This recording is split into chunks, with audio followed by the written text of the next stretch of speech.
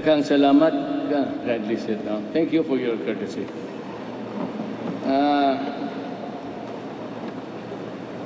I have a prepared speech. It's a one-page, but let me just bring you to the tunnel of Benets in life. In 2013, sa After Dark, dyan ho ako nag-i-standby before going home. Take my coffee there.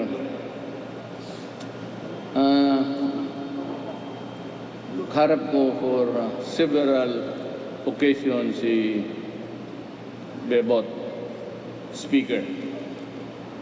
At sinabi niya sa akin, pare, dagang kag presidente. Di ako naman natawa, sabi ko, but huwag mo akong bulahin.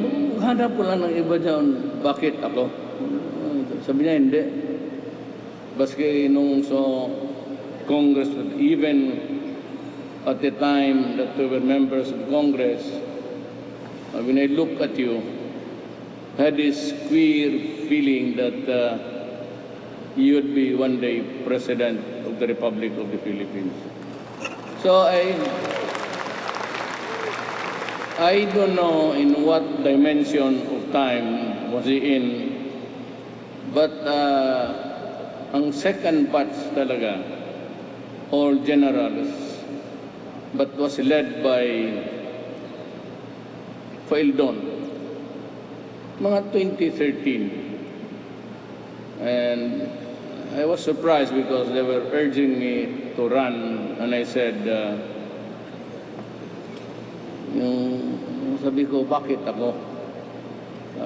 I do not have the money, I do not have the political base. It's just a small city, and maybe if I limit myself to that area, I might make it every election. But for me to dream of something big, sabi ko, hindi ko na kaya yan. Gusto ko lang magkwento sa inyo because this is how it developed to where I am. Hindi nga ako nasanay ng ganito. Then came Solicitor General natin si Kalida. He was the one who said, tumakbo ka. At sinabi ko sa kanya, Joe, nagluloko ka. Because he went to the place just to talk to me. But when he sat down in front of me with somebody saying, police, I forgot his name. Is he here? Sabi ko na, bakit ako ang bubulahin ninyo? Sabi niya, hindi, may feeling kami na ikaw. So sabi ko, saan ang paraan? Are you divining something for me? Because I'm forced to tell you now that you're not the only one who was to talk to me about the presidency. And si ano rin, but ito si Joe ang nakakatawa kasi he went spiritual. Sabi niya yung linya mo, the stars are seems to be aligned for you. Tapos si Bebot Belio, sabi niya, pare, tumakbo ka. Pagka ikaw ang tatakbo, iiwanan ko si Binay. So, sabi, bakit? Well, and so on and so forth. Kita ko sila Roy and si Mato. He used to be assigned here, dyan sa kampo. Si Greg always asking me also if I'm running. I really do not know what I seem to be at a loss to explain why I became president. ang nagsuporta lang sa akin si Abet kasi ng Bataan, governor, si governor ng Agusan del Norte, si Aimee. Yun ang tatlo, niwala akong barangay captain, niwala lahat. But because, I don't know why, si Bebo talaga kept on pushing and said, if you are not running, we might as well organize and secede from the government of Manila. Sabi ko, ba't mahirapan yan? That would require a revolution or a destruction of our country. Sabi ko, wag yan. Sabi ko, ano ka na lang? Sabi ko, tumakbo ka na lang uli kasi mga mananalo ka. So, Cebu, the mic. Tapos suddenly, the election was just parang almost just a flash. Naging presidente na ako. So, during the campaign, ang sinabi ko lang, I have only a very simple message to the Filipino. If I win and limit myself to 5 issues, that's why I was very conscious na ako ang nauna natatapos. Even during the presidential debate, I was ahead because I said, this is just my promise to you. Graft and corruption, and I'll stop drugs. I'll improve the countryside. Para the weakest link really is agriculture. But if we can have manufacturing right here, or maybe right just within the periphery of where you are planting, whatever it is, it would produce more, less freight and less everything, and spur the movement of goods and services. And lastly, sabi ko, I had to talk to the Communist Party of the Philippines, the Bangsamoro, and everybody fighting the government. So dito sa Muslim insurgency, I am really awaiting for the product of Congress. But I have my own, yung Executive Order number 10. Ayaw ko lang munang bitawan kasi out of respect sa Congress. But if you want resource persons, anyway, we'd start with Justice Puno. If you want to hear them, I'd be glad to transmit the message. Ang sasabihin ko lang sa inyo ito, and I've been warning everybody, that something went wrong during the imperialist days. We were conquered, we were subjugated, and just being under a sovereign power. In that event, it has caused a lot of injustices. And most of them in Mindanao committed against the Moro people. So sinabi ko na ito ang sasabihin ko ulit, without really batting an eyelash. If we cannot concede something that would require a correction of a wrong, na hindi naman natin kagawa yan. We were not the ones who did it. The imperialists did it. We don't have to mention the names now because it's not time for recriminations. But kailangan natin ng mabigyan sila because if not, I am afraid there will be war. Yan ang dapat intindihin ng lalo na yung hindi taga Davao. It is that dangerous.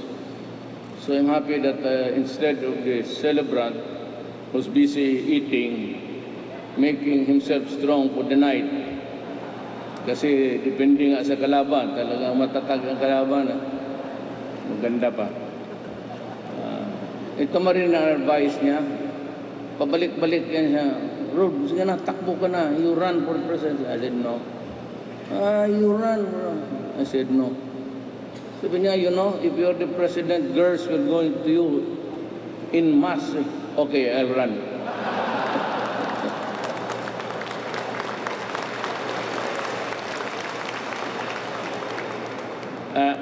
Alam mo naman yung buhay ko. My life is an open secret.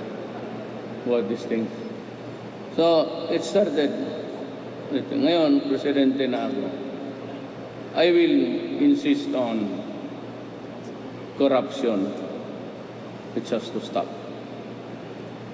I will fight the drug problem to the last day of my term. It will not stop. I was wrong when I said that I could stop it, but at that time I was uttering the words when I was only mayor of Davao City.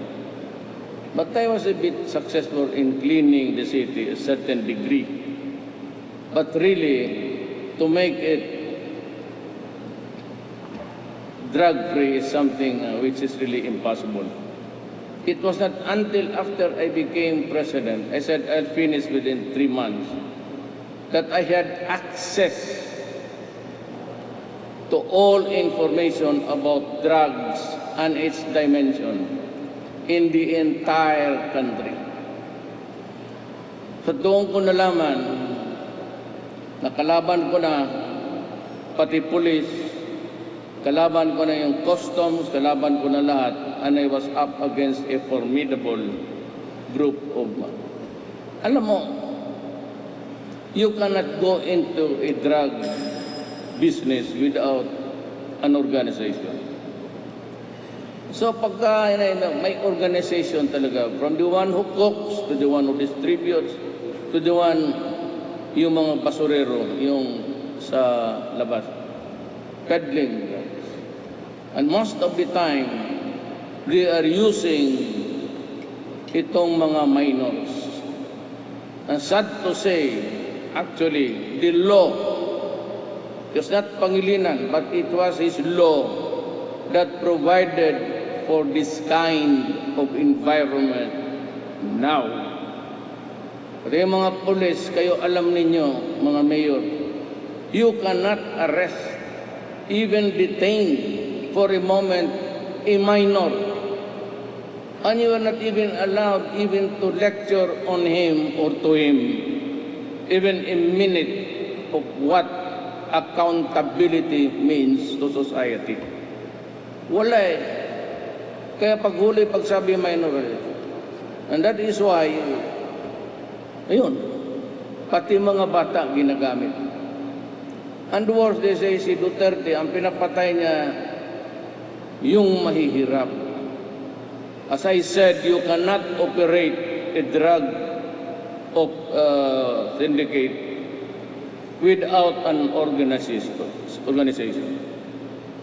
So the law says that the one who cooks, the one who distributes, and the one who peddles drugs are equally guilty. The act of one is the act of all, because it is a conspiracy. That is the law.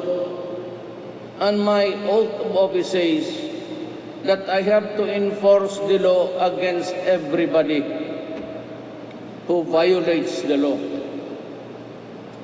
So, kung ikaw mahirap ka sa buhay, I cannot do anything and say, hindi kita hulihin, hindi kita patayin kasi mahirap ka lang.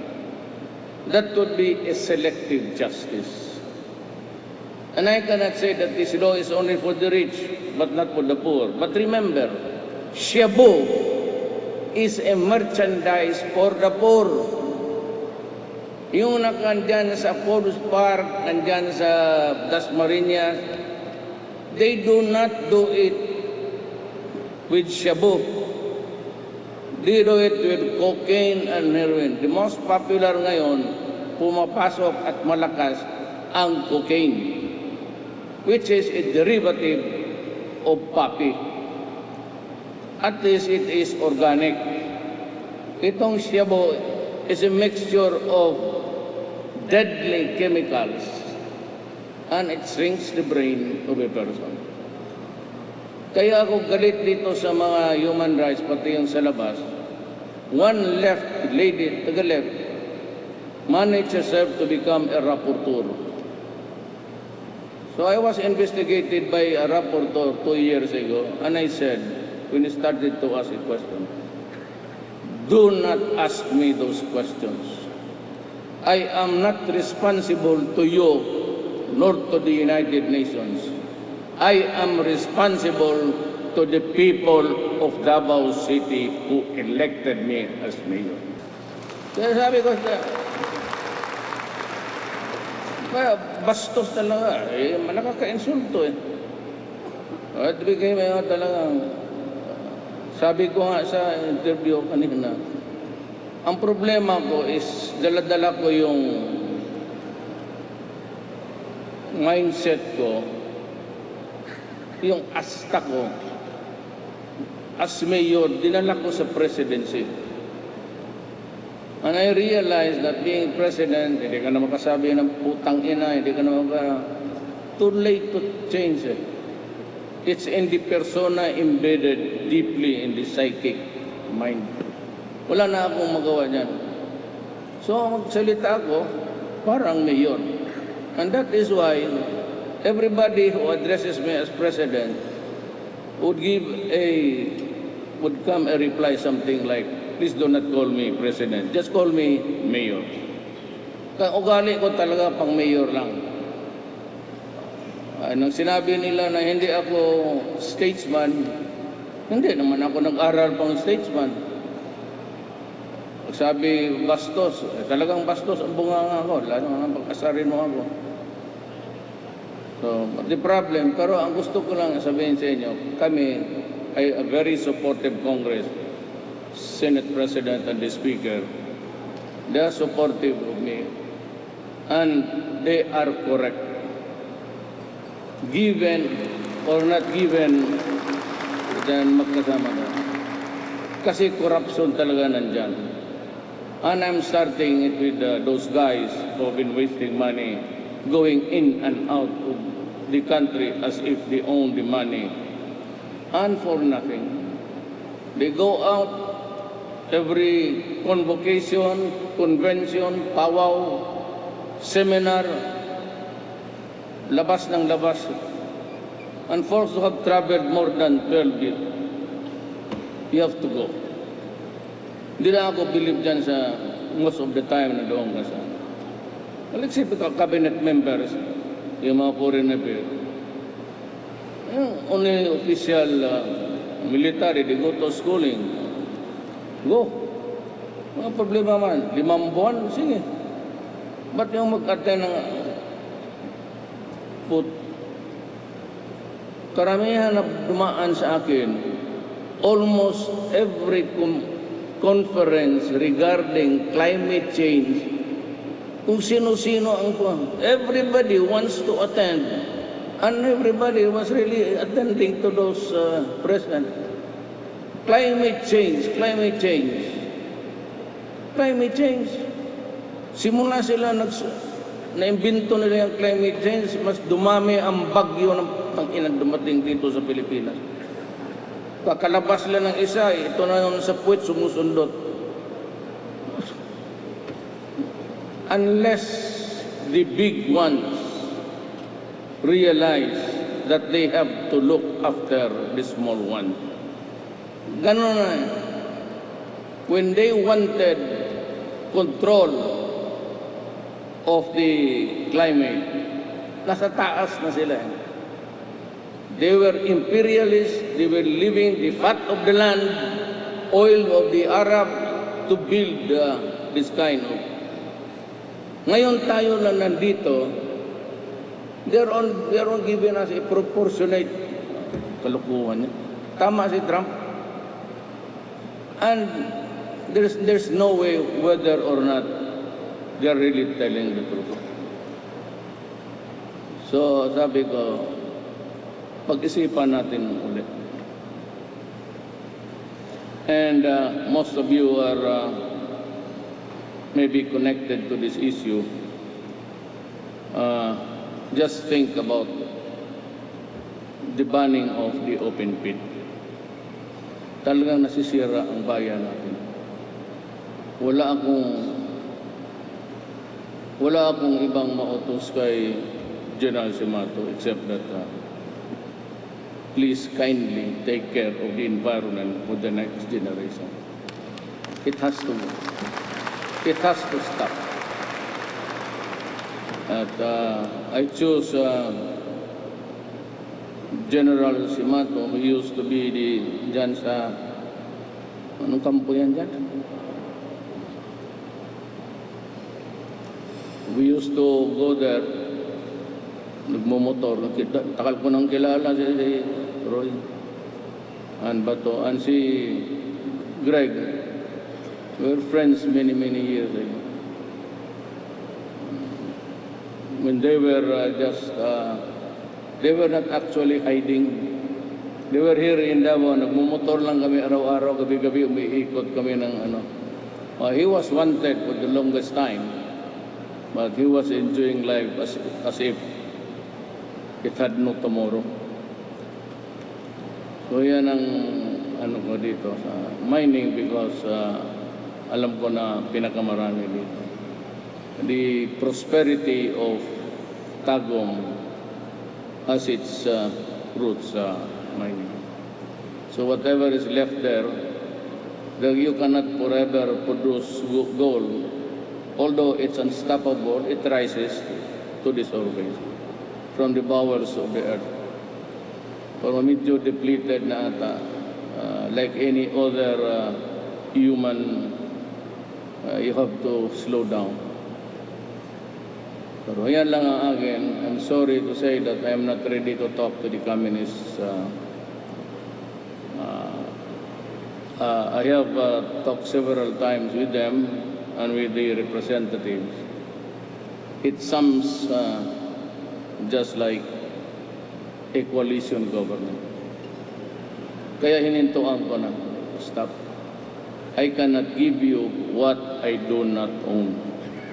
And sovereignty of the people, sabi ng ating Constitution, can only be exercised by people who are elected. You cannot be just an appointed one or an arrangement whereby we join tapos you share with the powers of government. That ain't,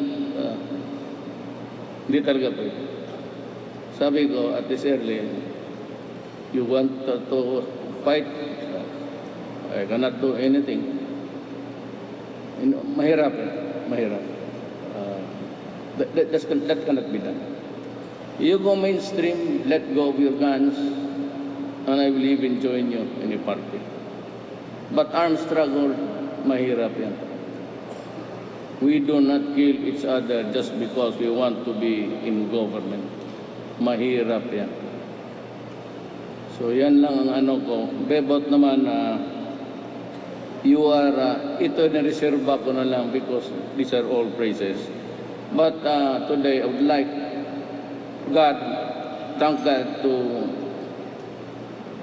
to having you as a friend and a very, bakit saan-saan ka nung kampanya, buong Pilipinas, not until after they decided also to run, na nawala sila, but most of the time they were with me in the campaign. So, Bebot, Belio, iniwan nga si Binay. Kaya ang iyak ni Binay ngayon para sa iyo yun eh. Brethren sila eh. Pero, man, he was, iwanan niya. So, most of you are my supporters maybe. And that it explains the reason why na medyo malaki yung boto ko. But you were there when I needed you. Iba to, I think is headed for, and finally, we would have a solution sa ating mga prisuhan. He will take over Bucor. But his jurisdiction is also far and wide, including the penal colonies of the government. General Anyo used to be the chief of staff. It's now Jagger. I am eyeing Jagger, yung chief of staff ngayon. Ito si Jagger, matindi to. Mas matindi kay General Anyo. Hindi yan tumatawa, nanganguka, hindi ka kaya kay Roy na smiling. Espesyalista ito sa mga waray na babae. Waray kalipay.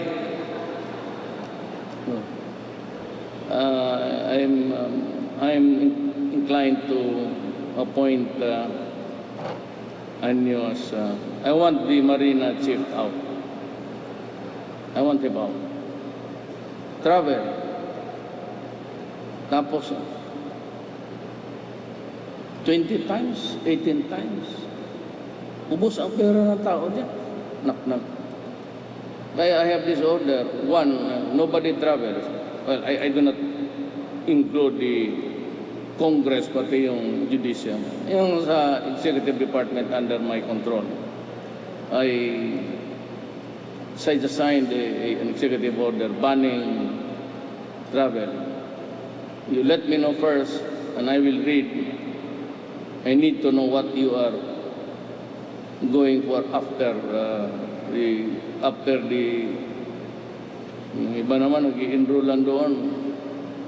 Tapos hindi naman nag-a-attend. So, as of now, mahirap ang travel ngayon. Down. Pati local officials. Down.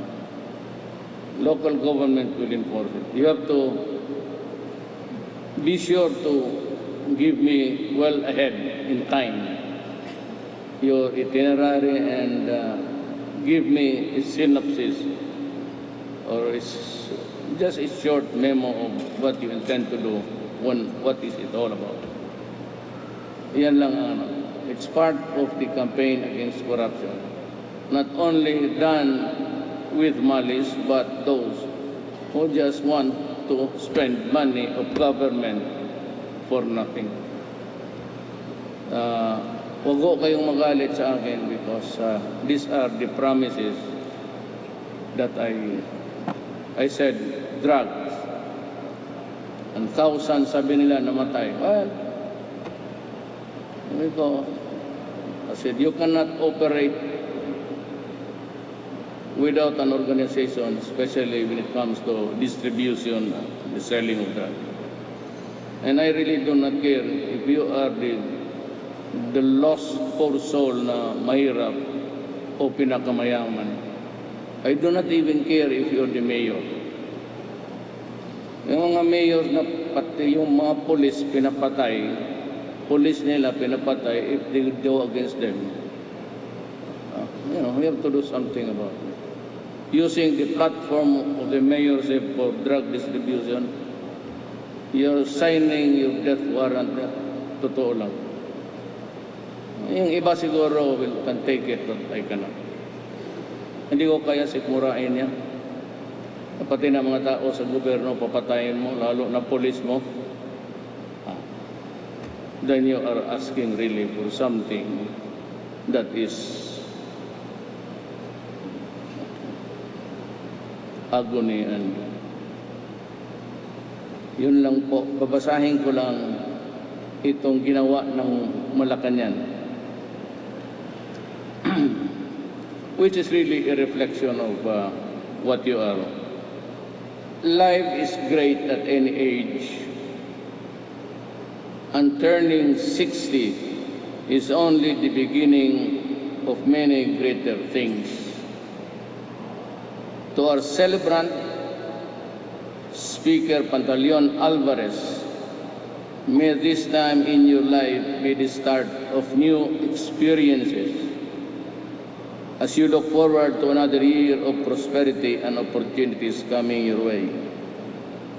Your thoughtful leadership, great vision,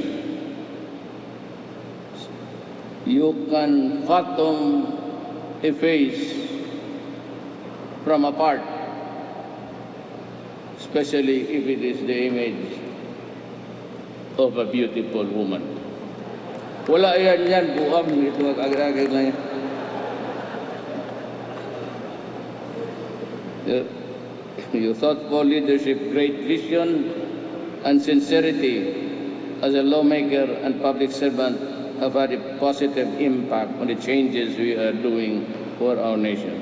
By the way, kasama kami ni Bebot sa Congress, 11th Congress during the time of Villar. Ang speaker namin, si Congressman Belmonte was our kasama namin sa Congress, a very valued worker of government. We value your hard work and commitment to your profession, and I am truly grateful to have you as a friend and ally, whom I can count on in achieving our shared vision of uplifting the lives of Filipinos. I wish you the best in your future endeavors. Here is another fulfilling year of good health, happiness, and success. Mr. Speaker, I hope that you are married for the last time. Happy birthday and mabuhay ka.